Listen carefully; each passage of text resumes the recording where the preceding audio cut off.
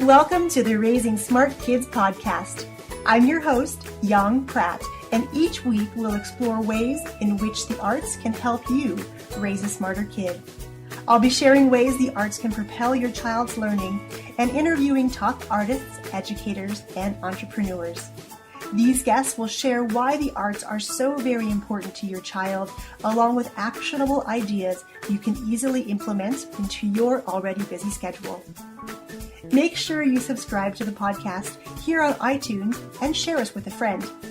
For extra tips on raising smart kids, head on over to artsmartparenting.com and click on the Live tab. Welcome to day number 5 of how to unleash your child's 8 superpowers and propel learning through the arts. My name is Yong Pratt, author of Raising a Superhero, and again, I am thrilled that you're back with me today for another day of fun and learning. Each of us has 8 unique superpowers which manifest differently across each of the 8. You'll find that your child has more than one dominant superpower, and that is perfectly normal. Many of us, depending on the situation, need to engage all of these 8 superpowers, but we always tend to fall back on a couple, 2, 3, or 4 of them that really make up the bulk of our day and how we enjoy learning the most. We have intrapersonal intelligence on hand. I put this picture of the sculpture of the thinker here because this really depicts and embodies an intrapersonal learner.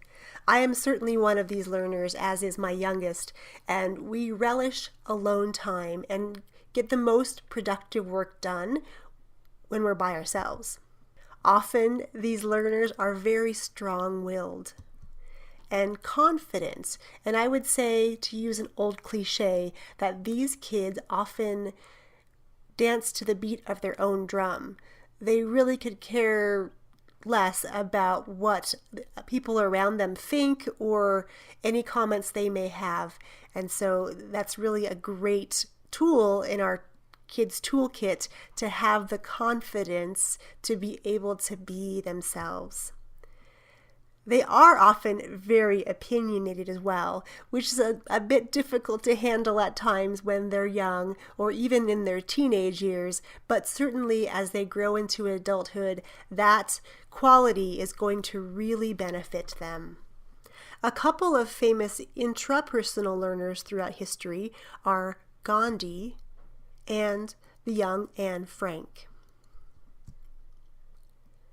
Some of the potential careers an intrapersonal superhero may have are inventors, entrepreneurs, psychologists, writers, as well as life coaches. And entrepreneurship is near and dear to my heart as well. So I love when I meet kids that have intrapersonal superpowers because they really have their own drive, their own ways to meet goals, and often do really, really well in creating jobs and creating businesses that they not only love, but that benefit the world as well. How do we use the arts to propel learning for our intrapersonal superheroes? We definitely want to choose group classes so we can work on social development, but also that have an aspect of independent learning.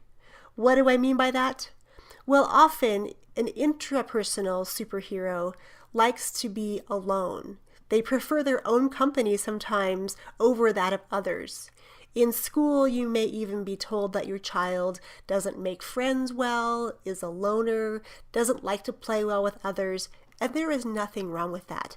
They are just so inwardly focused that the whole world around them kind of dissolves and they are on a mission to get something done. If there is a goal, they're figuring out a way to make it happen. So don't worry too much about the comments about your child not being able to make friends. What I've learned, because my youngest again also possesses this superpower, is that while she may not have tons and tons of friends, the friendships that she has are very, very close and very, very long lasting. So rest assured that friendships are made and they're very, very strong.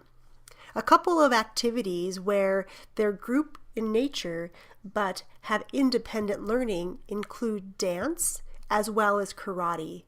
In these classes, your kiddos will learn to work as a team and learn to work cooperatively with others, which is great in developing and boosting up those social skills.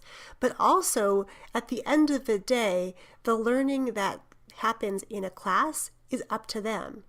It's up to them to remember their choreography. It's up to them to remember particular blocks, kicks, or punches in a karate class. And it's your child who will perform independently with the group on the stage at the end of the year. A couple tools you can use at home to really unlock your child's intrapersonal superpowers are giving them space.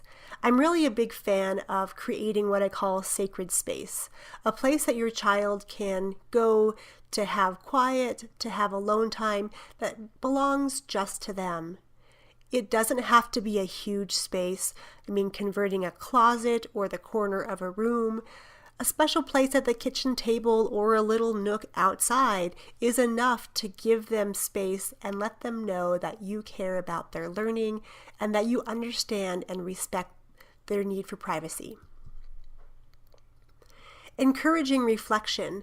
Often intrapersonal learners are inwardly focused, so there's a lot of time spent on reflecting, thinking about things that have happened or that will happen, or goal setting, and that's an important quality that they need time to really develop.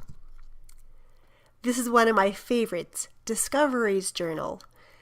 Being able to write down one's thoughts, ideas, goals, dreams into a journal, into a written form is really a special way for your intrapersonal superhero to really feel special. Whether you go and shop for a journal together, that's beautiful, or you create one at home, it really doesn't matter. What really matters is that you're giving your child a tool to really be able to focus and record his or her thoughts. And any chance that you can give your child to work independently are going to be certainly appreciated.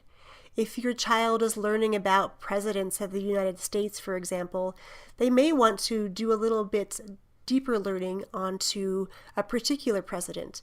Letting them work independently and discover what they will about that president will go a long way in cementing the information that they're learning and make it long-lasting. Okay, my friends, that's the end of lesson number 5 on intrapersonal superpowers. The next resource is lesson number 6, and we're going to be speaking all about naturalistic superpowers. Until then, I wish you a day full of discoveries, and I will catch you very soon. For tuning in to the Raising Smart Kids 2.0 podcast.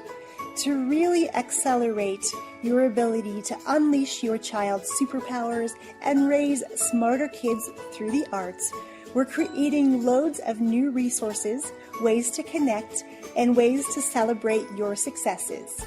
You can join our free Facebook community by visiting theartsmartparent.com or just search up Raising Smart Kids 2.0 on Facebook.